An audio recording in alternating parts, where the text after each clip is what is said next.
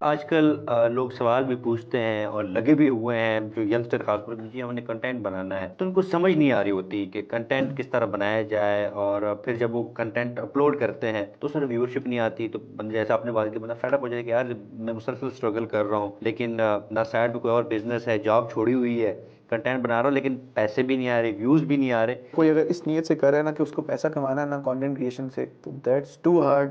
भाई अभी छोड़ लो, ठीक है। हम्म। अगर आपका अपना पैशन है कि यार मैंने वीडियोस बनानी है, पैसा आए ना आए तो फिर ठीक है। अब मैं अगर आपको अपने कंटेंट का बताऊं तो मैंने कोई अभी तक भी अगर मैं बोलूँ ना, मैंने कोई कंटेंट क्रिएशन से ज़्यादा पैसे नहीं कमाए, लिटरली नहीं कमाए। जिसने शुरू करना है अभी शुरू करे, जैसा भी कैमरा है जो भी है अभी वीडियो बनाए, मतलब डिले आपको करना ही नहीं चाहिए। अगर आप कहते हो ना मैं इतने टाइम बाद करूंगा, फिर आपका काम हो ही नहीं पाता। आप बीच में आपके वो सो प्लान आ जाते हैं। ब्लॉगिंग की तरफ जब आप आए हाँ हाँ। तो वो क्या किससे अच्छा। इंस्पायर थे आप? उस टाइम हम लकी इरफान भाई से जुनेजो किसे? नहीं, लकी भाई उस टाइम व्लॉगर नहीं होता था, उस टाइम रोस्टिंग करता था। तो इरफान जुनेजो से हम सारे इंस्पायर होते थे उस टाइम में ना, कि वो व्लॉग्स और वो सिनेमैटिक वीडियोस आ रही हैं। शुरू में तो बस मैंने व्लॉग इसलिए शुरू किया था, मुझे बात करनी नहीं आती थी। फिर मैंने देखा कि यार जो यूट्यूबर्स हैं वो पहली वीडियो में इतने डरे डरे बोल रहे हैं और आगे जाके वो इतना कॉन्फिडेंट हो गए, तो मैं भी ये करता हूँ तो मैं ठीक हो जाऊंगा।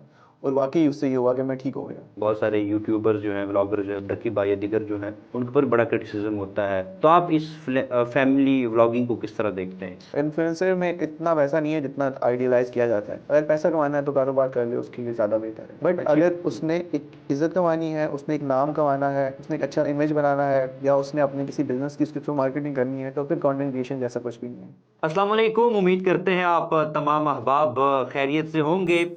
आज द सेकंड स्टोरी पॉडकास्ट में हमारे साथ जो मेहमान मौजूद हैं आजकल सोशल मीडिया पर बड़े छाए हुए हैं, तो हम इनसे इनकी लाइफ स्टोरी के हवाले से बात करेंगे, इनकी जो सक्सेस स्टोरी है उस पर हम बात करेंगे। और रिसेंटली इन्होंने लमसलम के नाम से अपना ब्रांड भी शुरू किया है, तो उस हवाले से भी हम डिस्कस करेंगे। जो हमारे नौजवान ई कॉमर्स की दुनिया में आना चाहते हैं वो किस तरह इस फील्ड में अपना करियर को परसू कर सकते हैं।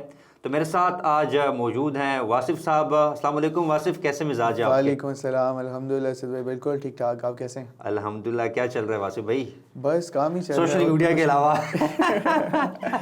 बस काम ही चल रहा है और थोड़ा बहुत अच्छा, एंजॉय भी करें। ठीक। वासिफ, वासिफ कौन है? हम हमारे ऑडियंस को अगर आप बताना चाहें वासिफ यार कौन है? अगर ऑनेस्टली बताऊं तो वासिफ को भी नहीं पता वासिफ कौन है। अभी एक्सप्लोर कर रहे हैं। इतना जल्दी, इट्स टू अर्ली कि मैं बोलूं वासिफ कौन है। हाँ, अभी तक एक्सप्लोर नहीं किया अपने आप को। मतलब कर रहे हैं बट पूरा हुआ नहीं एक्सप्लोर शायद। ठीक है वासिफ, कहाँ से ताल्लुक़ है और एजुकेशन बैकग्राउंड आपका क्या है ज़रा अगर?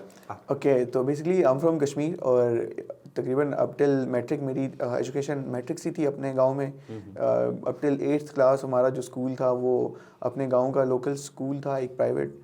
तो एक ही टीचर ने हमें 10 साल पढ़ाया। Big shout out to her. और फिर जो 9th और 10th थी वो अपने गांव के एक लोकल प्राइवेट गवर्नमेंट स्कूल से थी, तो बट वो भी फिट था। तो उसके बाद हम यहाँ पिंडी शिफ्ट हुए।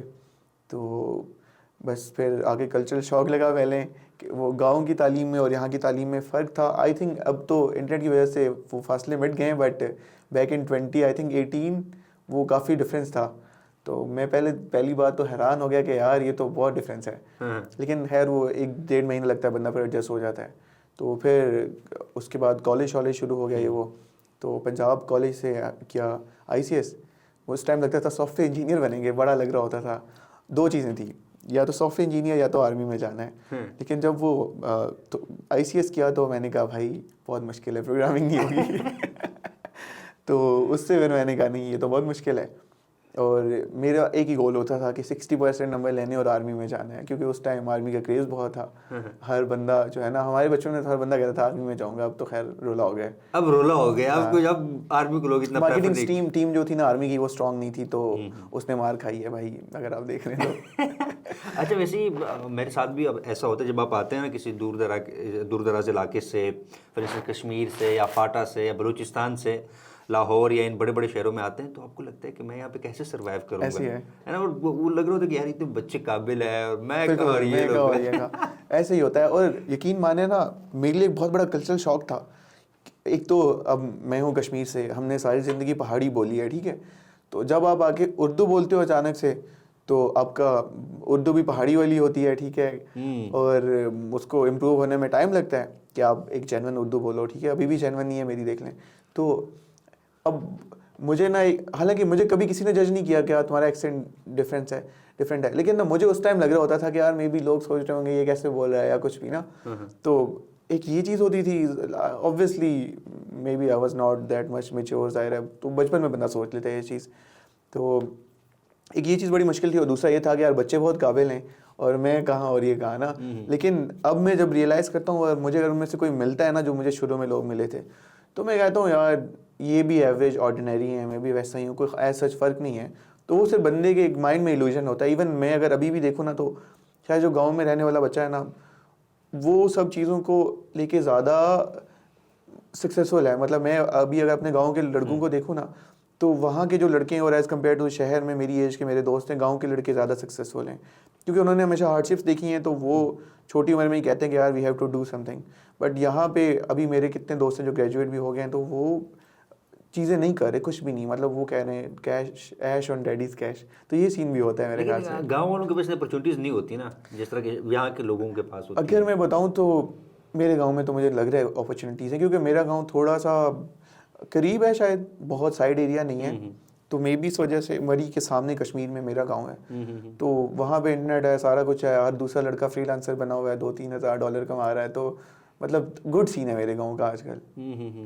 तो फिर आपने एफएससी जब की तो आर्मी में नहीं गए या क्या वो वजह सीन पे अच्छा, वो डिफरेंट सीन था। ये हुआ कि बीच में मेरा माइंड चेंज हो गया। मैंने कहा यार नहीं, मैं यूट्यूब और इन चीज़ों में आ गया, तो मैंने कहा मैं यही करूँगा। और उसमें इंटरेस्ट नहीं बन पा रही थी ना। मतलब मैं देख रहा था कि यार अब जब आप फैक्ट्स एंड फिगर्स पे आते हो कि यार अगर आप उस टाइम हमने काम शाम शुरू कर लिया था थोड़ा बहुत, मैंने और भाई ने, हम फ्रीलांसिंग कर रहे थे। तो एक एवरेज अर्निंग आ रही थी कि यार मतलब आर्मी से बेहतर ही आ रही थी। तो मेन चीज़ यही होती है आपके माइंड में उस टाइम लग रहा होता है कि यार 40-50 हज़ार आपको बेसिक मिलेगी तो ठीक है आर्मी में जाके। लेकिन जब आप बंदा थोड़ा आगे जाता है, कहता है यार नहीं ये तो बहुत मुश्किल है, अपनी पूरी ज़िंदगी देखे तो आप फंस गए हो ना एक किस्म के। तो खैर मेरे माइंड में था कि यार नहीं, थोड़ा बंदा डबल माइंडेड हुआ होता है। तो इस बीच में मैंने थोड़ी बहुत तैयारी शारी भी की। घर वाले भी कहते कि नहीं तू तो जाएगा, ये वो। घर वालों को भी होता है कि यार ठीक है कोई ओहदे पे होना चाहिए। तो मेरा माइंड सेट चेंज हो गया। मैंने कहा यार नहीं, मैं तो नहीं करना चाहता ये चीज़। तो खैर फिर मैंने इनिशियल वगैरह दिया, और इस बीच में एक और मसला हुआ कि मैं एक पेपर था मेरा जो फिज़िक्स का पेपर था, तो वो मैं सोया रह गया। अच्छा। तो वो उठा तो आने का पेपर मैं सो गया, फाइनल पेपर था। तो वो फिर सप्ली में क्लियर करना पड़ा। अच्छा जी, अप्लाई किया था, इनिशियल वगैरह आपने दिए हैं? हाँ, लेकिन वो फिर इनिशियल से आगे मैंने दोबारा दिया नहीं, क्योंकि सप्ली चीज़ों मैंने कहा इनिशियल दे दूंगा, आगे हो भी गया तो फ़ायदा नहीं है, तो मिस ही होगा आपका काम। तो खैर वो 5-6 महीने और तैयारी की, दोबारा पेपर दिया, सप्ली शप्ली क्लियर की। तो फिर घर वालों ने ना, अब मेरा माइंड था कि मैंने तो नहीं जाना ना, मैंने मीडिया शीडिया की फील्ड पकड़नी है। तो मैं क्लियर था इस चीज़ में कि मैंने वहाँ नहीं जाना एटलीस्ट। तो घर वालों ने जो है ना, वासिफ बहुत कम होता है कि एफएससी लेवल पे आप क्लियर हो जाए कि मैंने इस फील्ड में जाना है। यहाँ नहीं, पे तो मैं वो था कि इस फील्ड में नहीं जाना, बाकी देखेंगे। अच्छा, ये आपने फैसला कंप्यूटर साइंस और आर्मी इस फील्ड में नहीं जाना। मतलब मुझे लग रहा था कि यार पहले एक होता था ना, वो ज़ैद हामिद की वीडियोस देख देख के ना हमने तो ब्रेन वॉश हुए हुए थे कि यार बस जाना है और शहीद होना है, ठीक है बचपन में। लिटरली आपने ज़ैद हामिद को देखा है? जी जी। कि वो कहता था कि पाकिस्तान जो है ना इंडिया पे कब्जा करेगा, और ये वो तो वो एक बचपना था ना, वो पता नहीं क्या ब्रेन वॉशिंग कर रहा होता था वो बंदा हमारी। तो वो बहुत मोटिवेटेड होते थे, मैं तो बस मेरे माइंड में यही चल रहा होता था कि शहीद होना है। अस्तगफुरुल्लाह।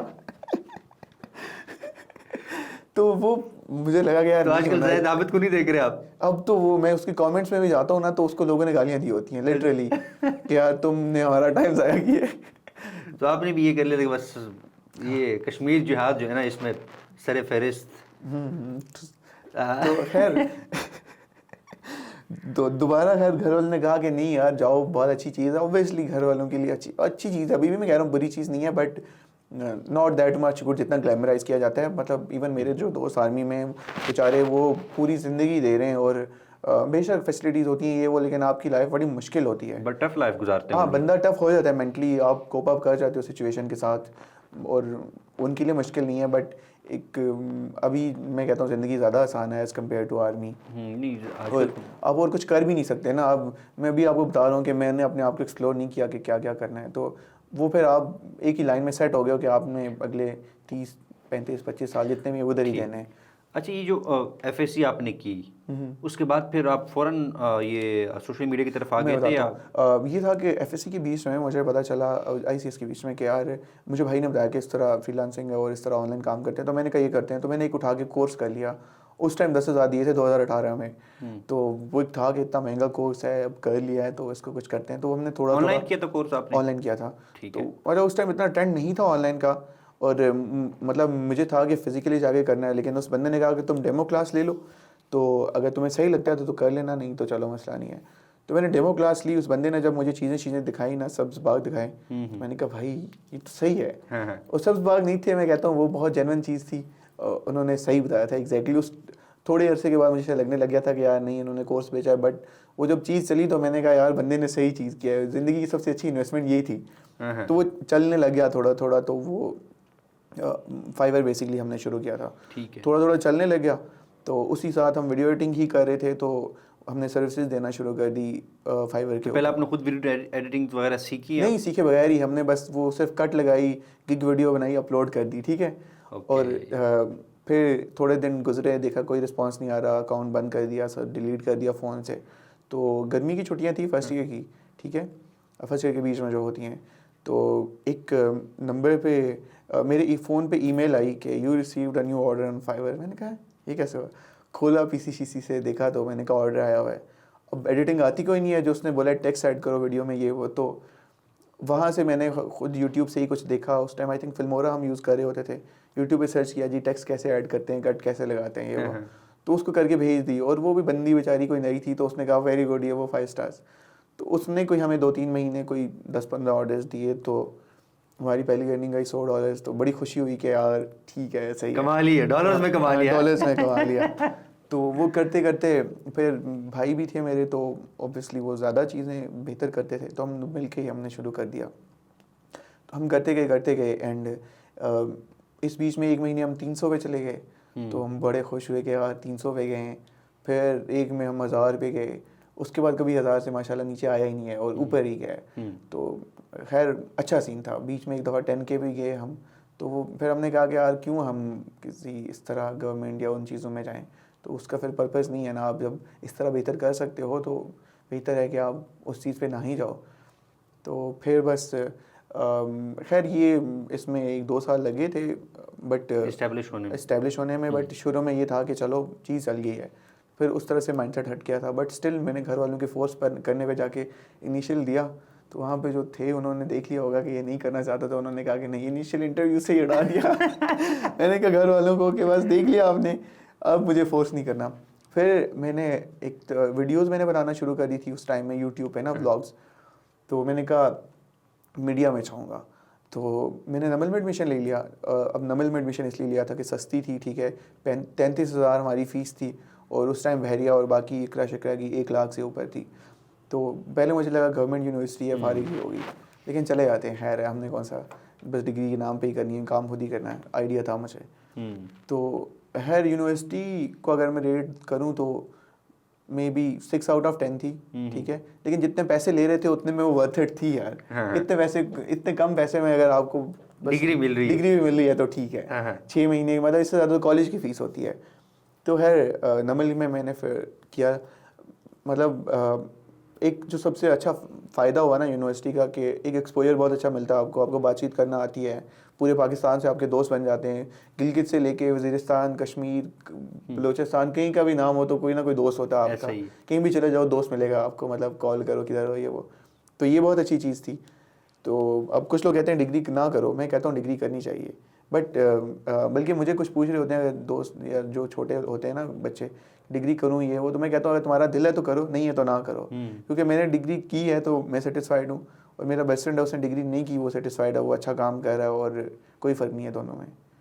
तो आजकल तो वैसे लोग ये कहते हैं ना, ये फ्रीलांसिंग के आने के बाद ऑनलाइन जिस तरह बिजनेस शिफ्ट हो गए कि भाई डिग्री का कोई काम नहीं, स्किल्स काम आते हैं। आते हैं, लेकिन देखें हर बंदा ना, मेरा मानना यह है कि नेचुरली इतना तेज़ नहीं होता। कुछ लोग होते हैं जो नेचुरली बहुत तेज़ होते हैं, कि जो without going to certain places for degree उनका एक्सपोजर होता है। बट एक बंदा देखें जो सपोज़ आप जैसे वज़ीरिस्तान से हैं, वज़ीरिस्तान में गांव में लड़का बैठा हुआ है, वो वहाँ पे स्किल सीख भी लेगा ना, तो शायद 100 में से एक लड़का होगा जो बहुत तेज़ होगा, बाकी बेचारों को ग्रूमिंग की ज़रूरत होगी। ऐसा ही इसी तरह कश्मीर से मैं हूँ, ठीक है, अब मेरे गांव में अगर एक लड़का है जो बेचारा कश्मीर में ही है, उसने वहीं पे स्किल सीखे, ऑनलाइन चीज़ें कर ली, लेकिन उसको एक एक्सपोजर तो चाहिए ना बाहर की दुनिया का। उसको फिर उसकी दुनिया वही होगी कि यार सर्टेन एरिया है, ठीक है, कश्मीर है या पिंडी है, उसको फिर बाकी एरियाज़ की इतनी नहीं होगी वो उस तरह से। मतलब एक जितने लोग मिलते हैं आपको आगे पीछे से, आपको उतना एक्सपोजर आता है, मेरा मानना ये है। यूनिवर्सिटी बेशक आपको नहीं, जरूरी है ना, आपका कम्युनिकेशन जो लेवल है वो बिल्कुल इम्प्रूव हो जाता है, बाकी सारी चीज़ हो जाती है। ऐसे अच्छा, फिर व्लॉगिंग की तरफ जब आप आए, हाँ तो वो क्या, किससे इंस्पायर थे आप? उस टाइम हम डकी इरफान भाई से जुनेजो किसे नहीं, डकी भाई तो उस टाइम ब्लॉगर नहीं होता था, उस टाइम रोस्टिंग करता था। तो इरफान जुनेजो से हम सारे इंस्पायर होते थे उस टाइम में ना, कि वो व्लॉग्स और वो सिनेमैटिक वीडियोस आ रही हैं। तो आई थिंक एक दो और भी व्लॉगर्स होते थे, मुझे खैर याद नहीं है कि कौन कौन थे, लेकिन होते थे कुछ लोग। तो बस कुछ भी नहीं, वो सिनेमैटिक वीडियोस बनाने की कोशिश कर रहे हैं और कलर ग्रेडिंग की हुई है, और कभी फ़ोन से, कभी कैमरा से, कभी किसी चीज़ से ना कोशिश कर रहे होते थे। तो खैर वो ठीक चल रहा था, कोई 2-3 साल में उस पर ट्राई करता रहा, और बीच में मतलब मैंने कभी 30 डेज 30 वीडियोज़ और ये चीज़ें भी कर रहा होता था। साथ में दूसरा काम ही, लेकिन इसको मैं पार्ट टाइम ही कर रहा होता था। तो वो एक अच्छी ऑडियंस थी, तकरीबन 20,000 की यूट्यूब पे मेरी ऑडियंस हो गई थी। बट उस पॉइंट पे मैंने सोचा कि यार मज़ा नहीं आ रहा, और दूसरा जब आप व्लॉग बना रहे हो तो यार मेंटली ना बंदा हर चीज़ में वही कंटेंट ढूंढ रहा होता है, और आप कहते हो यार नहीं मज़ा नहीं आ रहा, मतलब आप फेड अप हो जाते हो कि अब जिस तरह हम यहाँ आए, मैं यहाँ भी व्लॉग बना रहा हूँ, तो दिखने में लग रहा है यार व्लॉग ही बन रहा है, लेकिन बंदे की अपनी मेंटल लाइफ जो है ना बिल्कुल डैश हुई होती है कि यार हर टाइम आप इसी चीज़ में, हर चीज़ में आप कंटेंट निकालो, फिर जब कंटेंट नहीं है तो आप सोच रहे हो मैंने वीडियो नहीं पोस्ट की, तो बड़ा मुश्किल काम है, आसान नहीं है। जो हम देखते हैं ना यार डक्की बस वीडियो बना रहा है, उसके लिए मुश्किल ज़रूर है, नो डाउट। तो ये व्लॉगिंग जो आप कर रहे थे, क्या कंटेंट आपके जहन में था, किस तरह कंटेंट मैं मेरे ऑडियंस को ये देना सीन है? था कि शुरू में तो बस मैंने व्लॉग इसलिए शुरू किया था, मुझे बात करनी नहीं आती थी, कैमरा से बात करना बहुत दूर की बात है। अगर मैं किसी नए बंदे से मिलूंगा, मैंने अपना नाम भी नहीं बताया जाता था मेरे से, कि यार इतना मैं अंडर कॉन्फिडेंट था। तो जब ये कॉलेज से फ्री होता, ये तब की बात है। मतलब कॉलेज में मैं डरता था कि यार उठ के रीडिंग करनी पड़ेगी तो मैं कैसे करूँगा क्लास के सामने, मतलब इतना लो कॉन्फिडेंस था, पता नहीं कैसे नेचुरली कॉलेज के टाइम में ये हो गया था। फिर मैंने देखा कि यार जो यूट्यूबर्स हैं वो पहली वीडियो में इतने डरे डरे बोल रहे हैं, और आगे जाके वो इतना कॉन्फिडेंट हो गए, तो मैं भी ये करता हूँ तो मैं ठीक हो जाऊँगा। और वाकई उससे ये हुआ कि मैं ठीक हो गया। विद इन 20 to 30 वीडियोस बनाने के बाद मेरी बातचीत कैमरा के सामने लोगों के साथ ठीक हो गई थी। मेरा वो एक जो डर होता है ना, वो निकल गया था। तो उसी बीच में बस मैंने फिर ये डिसाइड किया कि मैं मैस कॉम करूँगा। मतलब ये थोड़ा मिक्सअप हो गया स्टोरी का। तो यूनिवर्सिटी गए, तो अब यूनिवर्सिटी में मैंने वीडियो बनाई जी, फर्स्ट ईयर नॉर्मली है वो। अब उस टाइम एक चीज़ थी कि यूनिवर्सिटीज़ का ना कंटेंट नहीं था पिंडी इस्लामाबाद में, बिल्कुल भी नहीं था। लाहौर में कुछ लोग थे जो बना रहे थे, बट पिंडी इस्लामाबाद में लिटरली बहुत थोड़े थे। मुझे अभी भी याद है, हमारी यूनिवर्सिटी की एक किसी ने वीडियो बनाई हुई थी, एक व्लॉग बनाया हुआ था ना, तो उसको देख के मुझे लगा कि यार ठीक है, ये काम बंदा कर सकता है। तो मैंने यूनिवर्सिटी की वीडियोस बनाना शुरू कर दी। पहले हाउ टू गेट एडमिशन बनाई, और जितने पॉइंट्स थे ना मेरे, मैं गूगल यूट्यूब पे सर्च करने वाले जितने टॉपिक्स थे ना, मैंने जाके एसईओ से ढूंढ के निकाले। मैंने कहा कोई टॉपिक छोड़ूंगा नहीं, हर टॉपिक के ऊपर वीडियो बनाऊंगा। तो पहले बनाई हाउ टू, मतलब इस बीच में दोस्तों का फन, ये वो रैंडम वीडियोस भी होती थी, ठीक है, कि वो जिस तरह व्लॉग्स होते हैं। जी जी। फिर मैंने कहा अब चलो स्ट्रेटजी के साथ जाते हैं। तो मैंने हर एक कीवर्ड निकाला, हाउ टू गेट एडमिशन, फिर उसमें ऑनलाइन अप्लाई करने का तरीका बताया। उससे एक जेन्युइन ऑडियंस आती है आपके पास के जो काम देख के आते हैं। फिर उसके अलावा मैंने फिर वीडियोस बनाई जी, एडमिशन डे वाले दिन चले गए जी, इंटरव्यू डे वाले दिन चले गए, पेपर्स के डे वाले दिन चले गए कि यार पेपर कैसे होते हैं। तो वो मैं वीडियो बना रहा, और नमल में अप्लाई क्योंकि बहुत लोग करते हैं, बड़ी यूनिवर्सिटी है, 17-18-20 हज़ार लोग अप्लाई कर रहे होते हैं, तो वो सब लोग सर्च कर रहे होते हैं, और वो सब लोग मेरी वीडियो पे आ रहे थे ना। तो वो एक बनता गया स्लोली ऑडियंस बनती गई। तो मतलब गुड सीन हो गया। फिर हम वो दोस्तों की आपस में केमिस्ट्री बड़ी अच्छी थी, दोस्त बहुत फिट थे, तो हम दोस्त वीडियोस बना रहे होते थे। और मतलब एक वो प्रोफेशनल सी चीज़ से शुरू किया। फिर हमने ना शुगल पे आ गए ना व्लॉग्स में, ज़ाहिर आप कितना है कि अब वो बताओगे, एडमिशन होगी सारी चीज़ें, अब आप शुगल बता रहे हो। तो हम सारे दोस्त आपस में, ठीक है, 8-10 लोग होते थे, और वो जिस तरह ये बाकियों के व्लॉग्स में नहीं केमिस्ट्री बनी होती दोस्तों की, जी ये फलाना दोस्त है फलाने का, और ऐसे है, तो हमारा भी यही सीन था। लेकिन हमारे देखने वाले कम थे, but come in the sense के 2-4 हज़ार 5 हज़ार हमारे रेगुलर व्यूअर्स होते थे। तो बहुत उसमें ना फन, एक तो हम अपने फन में हम रिकॉर्ड कर देते थे और मज़ा आता था। फिर मैंने सोचा यार कि ये यूनिवर्सिटी ख़त्म हो जाएगी, कल को फिर आप कंटेंट कहाँ से ढूंढोगे, क्या करोगे। तो मैंने उस चीज़ को छोड़ दिया। मैंने कहा भाई नहीं हो सकती ये चीज़। तो स्लोली मैं फेडअप भी हो गया, तो मैंने उसको छोड़ दिया। और उस टाइम आ रहा था बूम शॉर्ट फॉर्म कंटेंट का, आई थिंक 2022 के एंड पे आ रहा था। तो मैंने एक दिन बस मैंने 2-3 महीने हो गए थे यूट्यूब छोड़ा हुआ था, मैंने कहा यार क्या कंटेंट बनाऊँ। एक दिन रमज़ान था तो मेरे माइंड में एक आइडिया है, मैंने कहा कि यार ब्लॉग बनाते हैं, रील शॉर्ट फॉर्म ना। उसमें हम दोस्त थे, मेरा एक दोस्त था और एक हॉस्टल में उस टाइम था, तो हम 3 लोग अफ्तारी के लिए जा रहे थे। तो हमने जाकर उसको हॉस्टल से पिक करके अफ्तारी पे जाना था। तो एक रील बनाई हमने, बहुत ही फ़न, बिल्कुल ब्रांडेड किस्म की रील्स नहीं होती जी जी। इस टाइप की ना, हाँ। कि जो फ़न वाली रील होती है। उसमें वॉइस ओवर डाला और हमने रिकॉर्ड किया। हम जी 70 पे बैठ के गए। 70 को मैं कह रहा हूँ हमारा हैवी बाइक है हेलमेट उल्टा पहन दिया, ये वो, बस रैंडम फन, बिल्कुल जो ब्रांडेड फन होता है, ठीक है। दोस्त को हमने पिक किया और गए, और मैंने रैंडमली रील पोस्ट कर दी ना, बस मैंने कहा यार ये चीज़ ट्राई करके देखते हैं। और लिटरली वो 1,00,000-1.5 lakh views TikTok, Instagram, Facebook, हर जगह पे ना। मैंने कहा ये तो नई चीज़ है। यूट्यूब पे भी पोस्ट की, बस एक ही कंटेंट हर जगह पोस्ट कर दिया। फिर उस रमज़ान में हमने ना, आई थिंक 15 रोज़े थे, उसके बाद कोई दिन छोड़ा ही नहीं हमने। हर रोज़ हम नई जगह पे इफ्तारी कर रहे होते थे, नया फ़न और कुछ। तो उस सीरीज़ ने मुझे 20,000 तक मेरे जो यूट्यूब लॉन्ग फॉर्म से सब्सक्राइबर्स आए थे, वो डायरेक्टली कुछ दिनों में मेरे 20,000 से उठे और महीने के 10-10, 20-20 हज़ार सब्सक्राइबर्स आ रहे हैं। वो तकरीबन अराउंड 60K से ऊपर चले गए सब्सक्राइबर्स। इंस्टाग्राम के भी 10K से ऊपर चले गए। फिर टिकटॉक पे भी बहुत अच्छी ऑडियंस हो गई, तकरीबन 10-15 हज़ार की। और फेसबुक के तो बल्कि शायद 70 के करीब पहुंच गए। तो हर प्लेटफॉर्म पे वीडियोस चल रही हैं ना, शॉर्ट फॉर्म। तो खैर वो हम कुछ अर्सा बनाते रहे, 2-4 महीने। यूनिवर्सिटी तकरीबन उन दिनों में अब ख़त्म ही होने वाली थी, बल्कि 2 सेमेस्टर्स रहते थे, तो उन 2 सेमेस्टर्स में हमने यही किया ना। तो खैर उससे भी मैं एकदम एक टाइम फेड अप हो गया। मैंने कहा यार आपका जो पर्सोना बन रहा है आवाम की नज़रों में, वो फ़न और रैंडम ही बन रहा है कि यार जो भी आपको मिलता है तो वो मजाक ही कर रहा होता है, ठीक है, कि यार ये तो बस फ़न ही कर रहे होते हैं हर टाइम, इनका ज़िंदगी में प्रोफेशनली कोई काम है ही नहीं। तो कुछ लोग कमेंट कर रहे हैं जी तुम लोग फिर जब निकलोगे तो तुम्हें जॉब नहीं मिलेगी, तो ऐसे रहेगा भाई, ठीक है जज कर लो, तुम कर लो। तो इस तरह का सीन था। खैर वो कंटेंट फिर छोड़ दिया मैंने वो भी, तो फिर बिल्कुल ही छोड़ दिया। यूनिवर्सिटी ख़त्म हुई बस, तो काम में हम अपना कर रहे हैं, 2-3 महीने कर बिल्कुल सोशल मीडिया से आउट था मैं ना। तो फिर रमज़ान चल रहा था पिछले साल, इस टाइम मेरी यूनिवर्सिटी एंड हुई थी, और 1-2 महीने में ज़्यादा एक्टिव नहीं था सोशल्स में, बस कोई 1-2 चीज़ें हुई वो कर ली। रमज़ान से पहले हम बैठे हुए थे, गर्मियाँ अभी भी शुरू हो रही थी। तो मुझे मेरा कज़न था, बहुत जीनियस है, वो भी आर्मी में। तो वो कहता है कि तू कोई अपना प्रोडक्ट लॉन्च कर ले, बस ऑडियंस है, तो अब तू इस चीज़ को ज़ाया कर रहा है, तूने इतनी मेहनत की। मतलब मेहनत मैंने उसमें बहुत की थी, नो डाउट, मतलब एडिटिंग पे, शूटिंग पे, और किया बड़ा। वीडियो एडिट जो आप बनाते थे खुद ही एडिट करते? खुद ही बीच में 1-2 दफ़ा मैंने एडिटर रखा भी था। टाइम भी लगता एडिटर है रखा था 1-2 दफ़ा मैंने, मतलब कि जो मैं क्या यूट्यूब से जो आ रही है चलो उसको वो देख के सस्टेन हो जाएगा काम। लेकिन वो फिर ये होता है कि आप अपने हिसाब से जब डेली की कंटेंट डाल रहे हो तो एडिटर और वो चीज़ें बड़ी फिर कॉम्प्लेक्स ही हो जाती हैं। और वो फिर उस तरह आपके माइंड को समझता भी नहीं है कि अच्छा यहाँ पे शॉर्ट में क्या चीज़ बिल्कुल, लगनी थोड़े चाहिए, अरसे क्या बाद नहीं समझने रखना भी लग जाएगा, लेकिन शॉर्ट फॉर्म ऐसा जितना लेंथी भी नहीं होता ना, क्लिप्स जोड़ी और AI सबटाइटल्स लगा दी तो दैट्स इट। तो ये स्ट्रेटजी होती थी। खैर कज़न कहता है यार तू कुछ प्रोडक्ट लॉन्च करना, मैंने कहा कोई ब्रांड बनाते हैं, ठीक है। और उस टाइम एक सीरीज़ चली थी पिछले साल गर्मियों में, इस टाइम शुरू हुई थी कि Day 1 of doing this, Day 2 of doing this, तो वो पूरे अभी भी ये चल रही है, हाँ, अभी बहुत भी इन चल रही है, हाँ, इन है, बट बहुत इन है ये। अब ना ये अपने इख्तिताम पे आ रही है, ठीक है। हाँ। उस टाइम वो बहुत पीक पे थी ना, नई आ रही थी। तो अब अगर हर कोई यही कर रहा है, ठीक है, उस time a very few creators were there जो ये चीज़ कर रहे थे। तो हम सोच रहे क्या करें ना, तो कज़न कहता है तू क्लॉथिंग ब्रांड बना। मैंने कहा यार हर बंदा क्लॉथिंग ब्रांड बना रहा है, हर इन्फ्लुएंसर अपनी मर्चेंडाइज निकाल रहा होता है, तो वो क्या ही चलेगा ना। कहता है यार तू देख हर बंदा कपड़े भी तो पहनता है। मैं कहा बात तो ठीक है, जेन्युइन बात कर रहा है तो बस मैंने उसी टाइम डिसाइड किया कि करते हैं।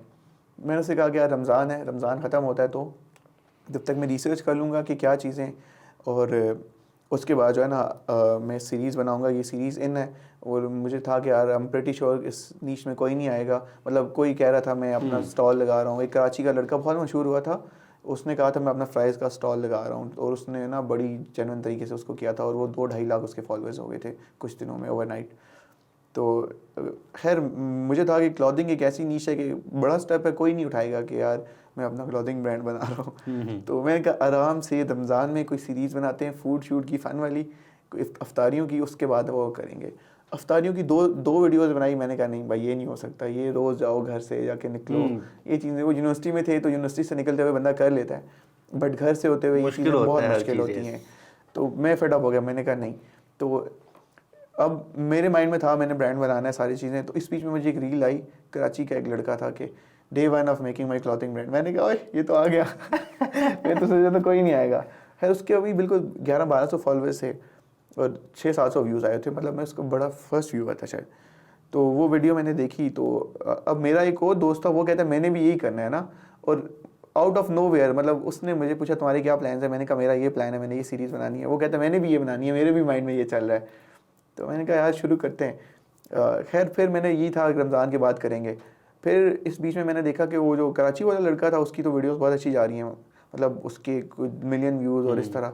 मैंने कहा यार ट्रेंड अर्ली है, अगर मैं इससे भी लेट हो गया, रमज़ान का इंतज़ार करूँगा तो उसका टॉप पे चला होगा, फिर मेरा ट्रिकल मतलब कोई भी ट्रेंड होता है ना उसमें एक टॉप पे आता है, फिर उसके कोई सेकंड नंबर पे, थर्ड पे, तो वो जो अर्ली अडॉप्टर होता है वो बेशक कंटेंट बहुत एवरेज भी बना रहा हो तो वो टॉप पे वही होगा, फिर दूसरे पे, तीसरे पे, तो वो ट्रिकल डाउन हो के फिर अभी मतलब हर बंदा स्टार्ट कर रहा है कि यार मैंने क्लॉथिंग ब्रांड बनाना है, ठीक है। तो मुझे उस टाइम आइडिया था क्योंकि मैं 3-4 सालों से कंटेंट बना रहा था, मुझे था कि यार डायनामिक्स का आइडिया है कि यार कैसे हमने इस चीज़ को करना है, कंटेंट का आइडिया था, स्ट्रेटजी का। तो मैंने फिर कहा कि यार रमज़ान में टाइम वेस्ट नहीं करते, अब कंपटीशन आएगा, क्योंकि मुझे पता था उसको देख के 50-100 लोग आएंगे, तो जल्दी आ जाऊँ तो मैं बेहतर है। तो मैंने ना उसी दिन उठा, हमने ऑफिस अपने घर में ही रखा होता था उस टाइम, और वो रेनोवेशन चल रही थी और गंदा पड़ा हुआ, बुरी हालत। मैंने कहा इधर ही बनाते हैं। मैंने बनाई वीडियो, मैंने कहा यार this is an announcement, in the next 30 days I will build my clothing brand, और मेरा ज़ीरो एक्सपीरियंस है और मैंने 10 जॉब्स क्रिएट करनी है इस साल के एंड तक, और ये वो खैर एक टारगेट रखा जो भी, तो वीडियो बना के डाल दी। और मैं एक ऐसा बंदा हूँ जो कपड़े लेने जाता है घर वालों के साथ जाता है, भाई ये वाले अच्छे हैं, ले लो उठा लो, कोई नहीं पता क्या सीन है कैसे है, ज़ीरो ठीक है। अगर शादी की शॉपिंग करनी है किसी दुकान में जाऊंगा, भाई 3 जोड़े चाहिए दे दे, लेके आगे, दैट्स इट। कोई ज़्यादा सोचने वाली बात नहीं है, बस बेसिक से प्लान चीज़ें उठा ली मैंने, कोई ज़्यादा नहीं, डिज़ाइन नहीं और ये वो। तो अब मैंने ये सीरीज़ शुरू तो कर ली, लेकिन मुझे कुछ पता ही नहीं था यार कपड़े की इंडस्ट्री क्या होती है, GSM क्या होता है, कपड़े में एम्ब्रॉयडरी है, प्रिंटिंग है, क्या क्या चीज़ें, हज़ारों चीज़ें थी। मुझे ऐसा ही है, वो जीरो, आजकल तो बहुत कम्प्लेक्स चीज़ें आ रही है इसमें। हाँ मैं ब्लैंक था ना इस चीज़ को लेके, बिल्कुल ज़ीरो था मैं। तो अब जब मैं ज़ीरो और चीज़ मैंने इनिशिएटिव तो ले लिया है, अब मैं गूगल से नंबर उठा रहा हूँ ये फैक्ट्रीज़ के ना, क्लॉथिंग फैक्ट्रीज़ के। अब मुझे ये भी नहीं पता कि कहाँ से मिलेगी चीज़ें, क्या होगा, बस इनिशिएटिव उठा लिया है। और मतलब मैंने उसमें सीरीज़ में यही सस्पेंस रखा था कि मुझे किसी चीज़ का पता नहीं है, it was more like a reality show, ठीक है। मुझे एक चीज़ के बारे में कुछ पता ही नहीं है और मैं उसके बारे में कर रहा हूँ, तो लेट्स सी मैं कर सकता हूँ या मैं फेल हो जाऊँगा, ठीक है।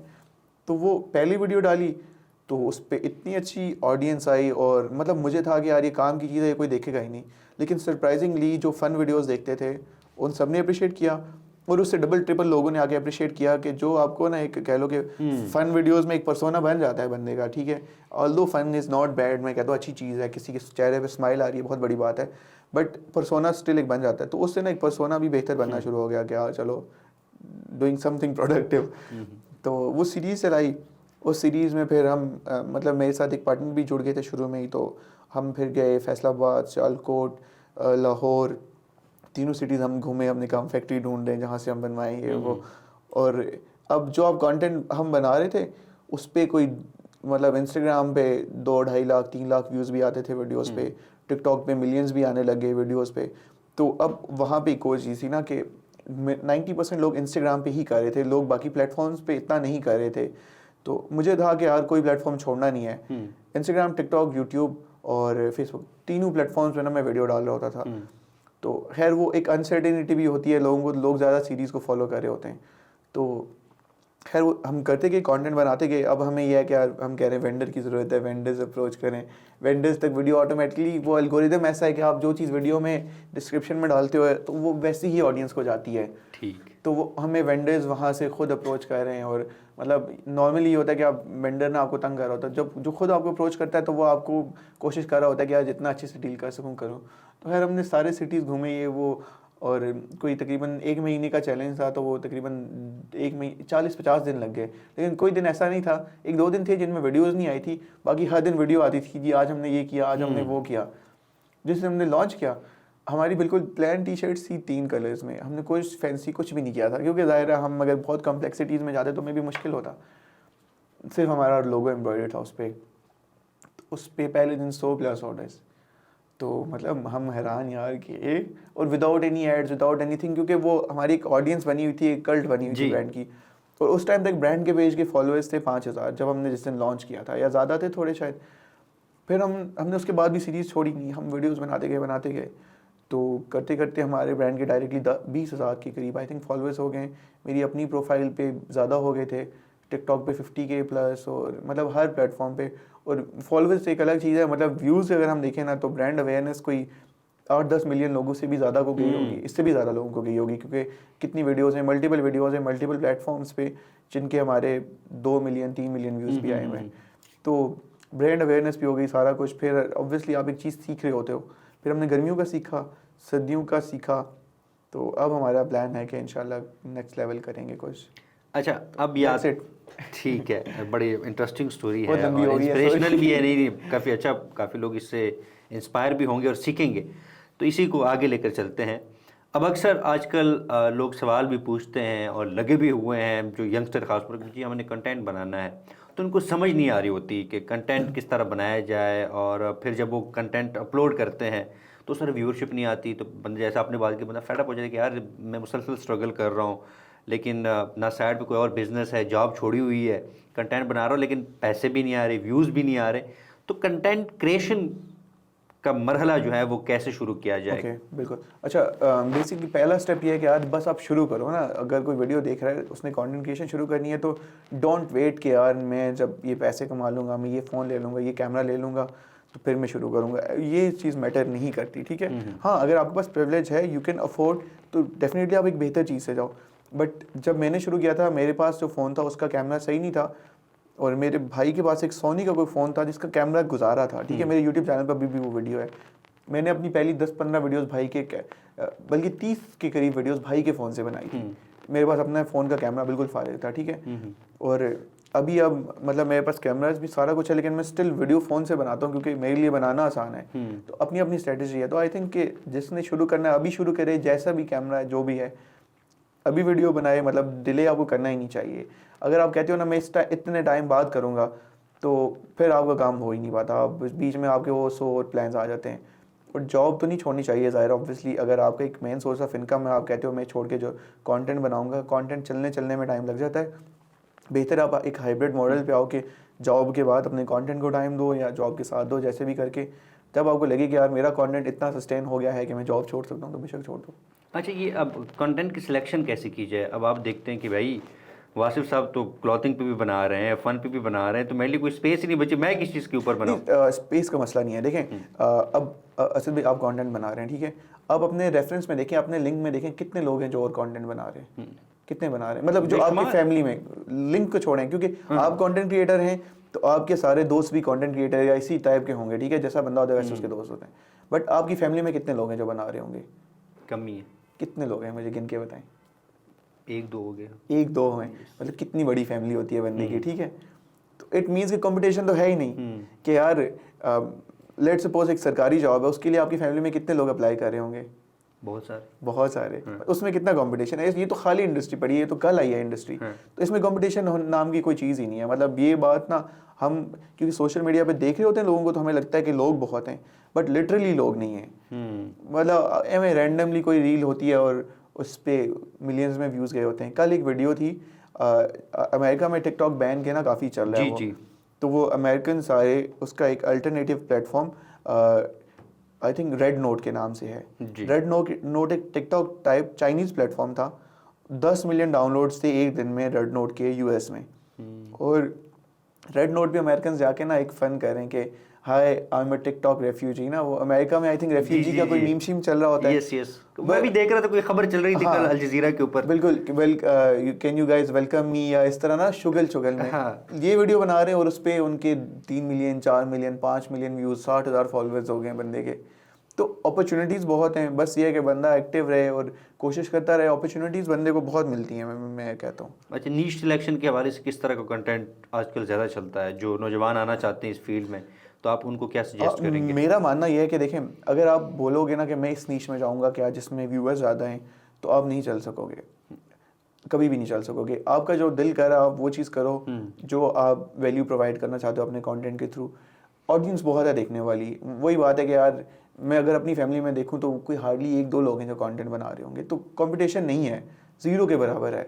अब जो हमारे इतने टैलेंटेड लोग हैं जो बेचारे CSS की तैयारी कर रहे होते हैं यार, अपनी पूरी ज़िंदगी उसको वो दे देते हैं, और कितने होते हैं एट दी एंड, उसमें से कितने % लोग होते हैं CSS में क्लियर? 1% भी नहीं होते होंगे। 0 पॉइंट समथिंग 1% 0 पॉइंट समथिंग 15,000 में से 300 लोग पास कर लेते हैं। देखें तो अब कंटेंट में शायद 15,000 लोग हैं ना करने वाले, उनमें से शायद 10,000 लोग सक्सेसफुल होंगे, मतलब सूनर लेटर हो जाते हैं।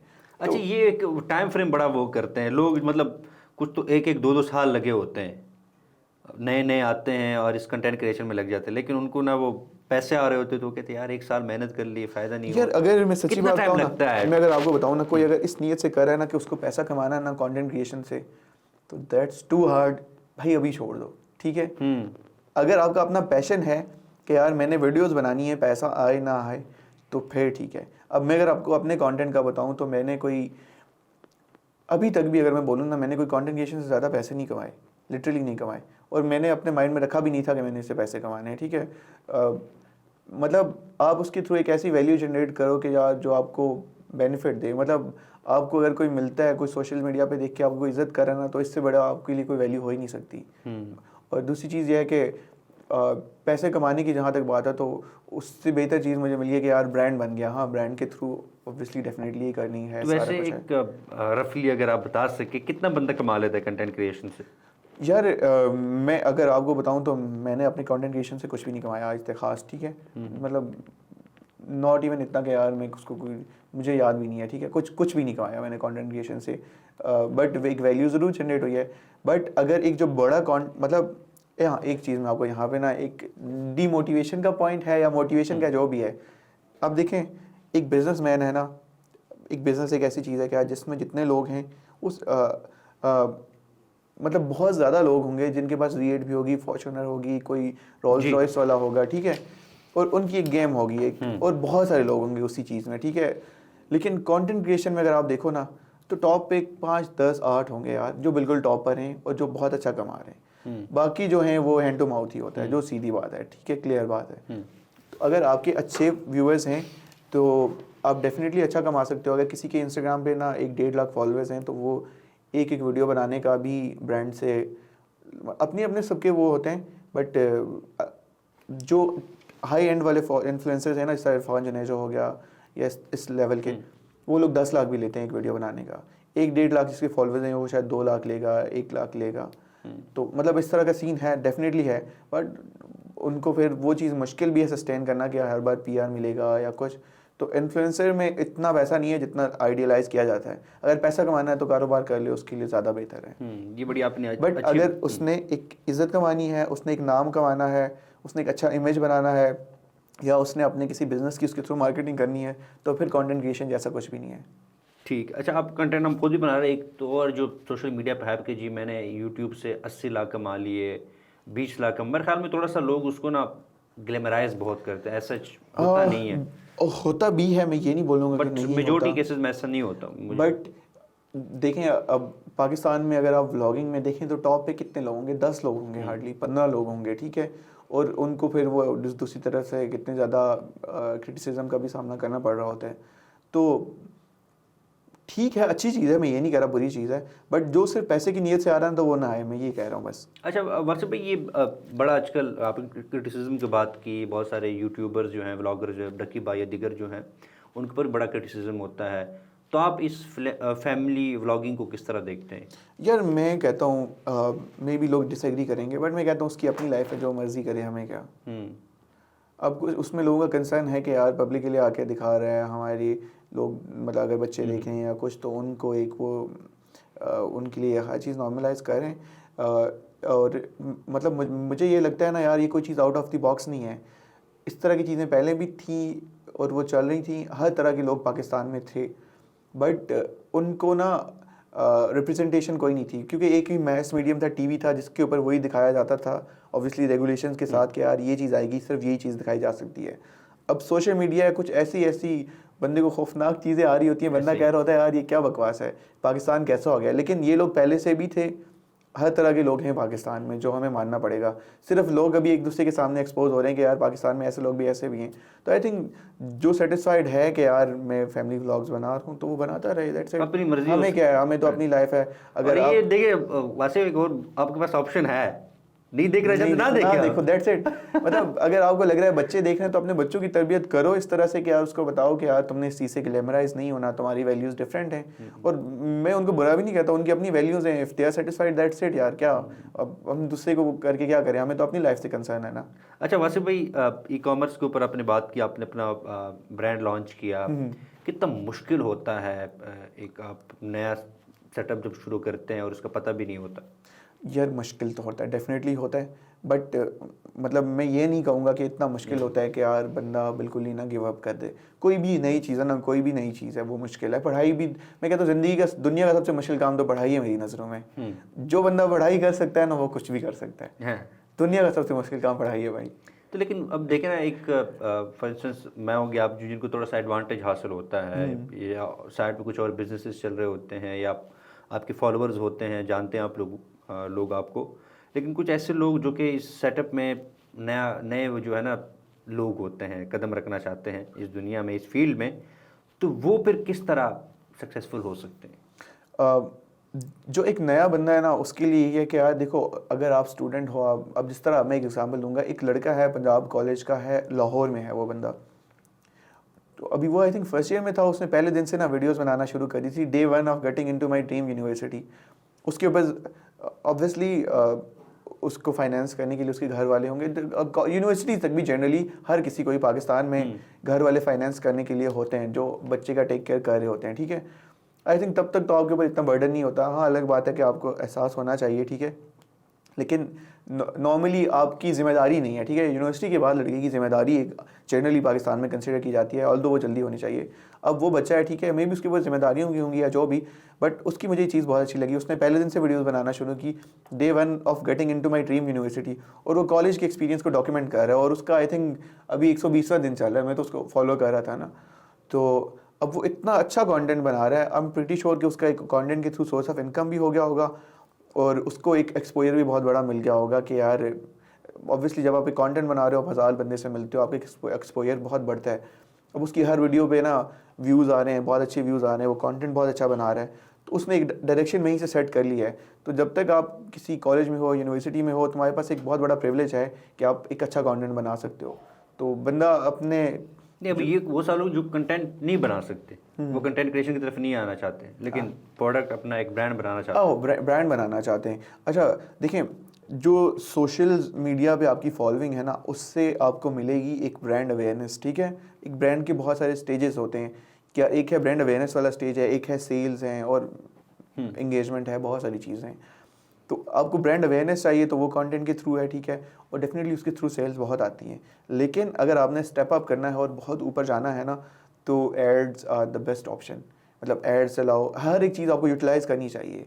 अगर आप सिर्फ एक ही चीज़ पर, अगर मैं बोलूँ कि यार मैंने सिर्फ वीडियोज़ बना के उसके थ्रू सेल करना है ना, तो मैं एक जगह पे जाके स्टैटिक हो जाऊँगा, मैं उससे ग्रो नहीं कर पाऊँगा।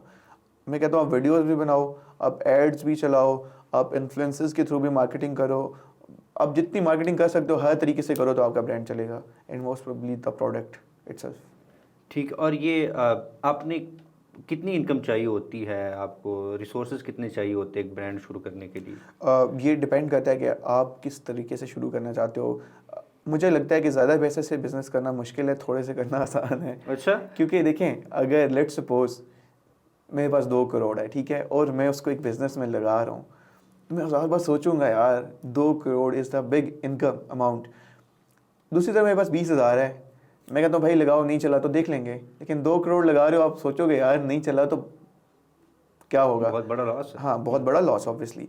तो आई थिंक थोड़े से करना आसान है। अब मेरा एक जानने वाला है, उसने आई थिंक 20,000 से अपना एक कपड़ों का ही ब्रांड शुरू किया था, तो अभी वो ईयरली सेल, आई थिंक वो ईयरली प्रॉफिट उनका 3-4 करोड़ का है।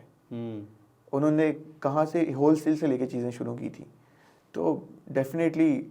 आपने कितनी इन्वेस्टमेंट की थी? यार हमारी जो इनिशियल इन्वेस्टमेंट थी ना, वो अराउंड 1 मिलियन के करीब थी। 1 मिलियन? हाँ, हाँ। अब उसमें ये था कि मैं था, मेरे साथ इन्वेस्टमेंट के तौर पे मेरा पार्टनर भी था, तो मतलब ज़्यादा इन्वेस्टमेंट उनकी थी, तो काम में थोड़ा मेरा ज़्यादा इन था, तो इस तरह हम एक जॉइंट वेंचर कर रहे थे। तो हमने इतने से शुरू किया था। तो ये कि मतलब जो नए इस फील्ड में आना चाहते हैं वो मिनिमम अमाउंट से शुरू कर सकते हैं। मतलब यार मेरा एक दोस्त है, उसने 20,000 से अपना ब्रांड शुरू किया था, ठीक है, वो अबाई बेच रहा है या कुछ इस तरह की चीज़, और अभी वो अपना कर करके काफ़ी आगे तक गया हुआ है। मतलब उसका आई थिंक अब 2-3 मिलियन के ऊपर गया हुआ है उसका, माशाल्लाह। तो ये चीज़ मैटर नहीं करती। अगेन मैं वही कह रहा हूँ कि आपके पास जितने हैं ना, आप उससे एक चीज़ शुरू कर सकते हो। एक वो होनी चाहिए, लगन होनी चाहिए, लगन होनी मेहनत। चाहिए, दैट्स इट। बंदा शुरू कर लेता है, रास्ते अल्लाह ताला बना लेता है। अब मतलब ऐसा नहीं है कि यार अब मैं अगर यहाँ पे बैठ के आपको बता रहा हूँ जी हमने ये किया तो हमें इस तरह सक्सेस मिली, तो हमें हर टाइम सक्सेस ही मिल रही होती। आपकी ज़िंदगी में आप किसी भी स्टेज पे हो, आपका कोई पॉइंट होता है यार, आप कहते हो यार मैं क्या करूँ, मैं कहाँ जाऊँ, फिर आप अल्लाह ताला आपको ऑटोमेटिकली रास्ते बना लेता है। तो हर स्टेप के ऊपर आपको एक हर्डल होती है जो आपको क्लियर करके आपने अगले स्टेज पे जाना होता है। तो कोई ऐसा इशू नहीं है मेरा ख्याल से। बहुत शुक्रिया वासिफ भाई, थैंक यू बड़ा अच्छा सर। लगा आपसे बात करके। अपना फीडबैक ज़रूर दीजिएगा। अल्लाह हाफ़िज़ नासिर।